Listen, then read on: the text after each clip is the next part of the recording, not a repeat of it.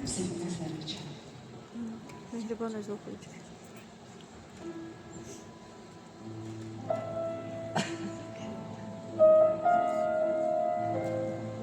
Onun ömrü qısa oldu. Amma mən bilirəm, Səməd heç vaxt yaşadığı qədər yaşamadı. Yazdığı qədər yaşadı. Mən də onun ömrünün yox, sözünün yoldaşı oldum. Övladlarımızı böyüttük. Aybəniz, Yusif, Vaqif, hər biri incə ruha sahib. Hər birinin qəlbində nəğmələr. Hər biri atasının ruhundakı gözəlliklərin bir parçasını özündə daşıyırdı. Hər birini bir fərqli sevgiyle sevirdi. Hər birinin öz yeri vardı onun qəlbində. Yusif atasının yolunu tuttu. Yazıcı oldu. Əsərlər yazdı.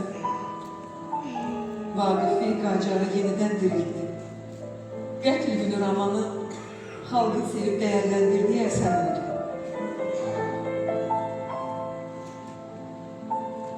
Milli Azadlıq Hərəkatının liderlərindən idi Yusif. Səməd bir şeirində onun haqqında yazanda sanki tarihini yazmışdı. Mənim də Yusifim səninkilərlə qoşub bir məqsədə, qoşub bir dilə başında tutacaq bayrağımızı. Düşmənlər istərsə torpağımızı. Bu il Yusifin 90 illiyi qeyd olunur. Vaqifin nəğməkar ruhu əvvəlcə onu musiqiyə tərəf apardı. Amma şair əhvalı onu tərk eləmirdi. Görünür doğulanda bugün Vaqifin ad günüdür. Anadan olan günü daxil.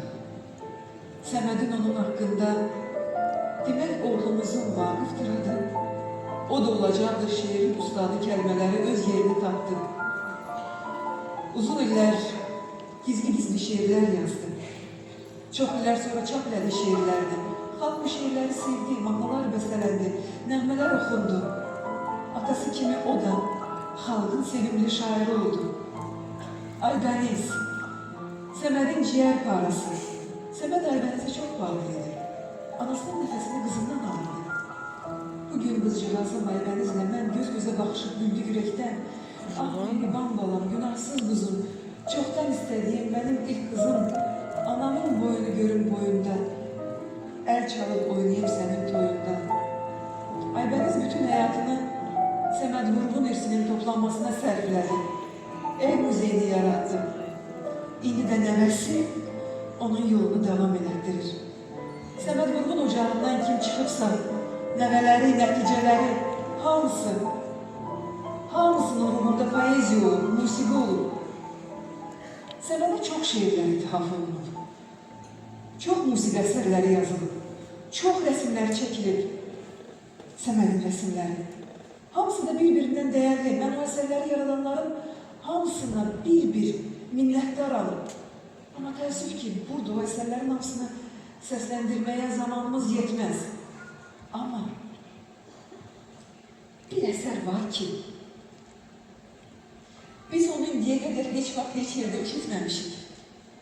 Bəli, Fikrət Əmirovun simfonik portretlər əsərindən Səməd Vurğun portreti indi, burada ilk dəfə səslənəcək.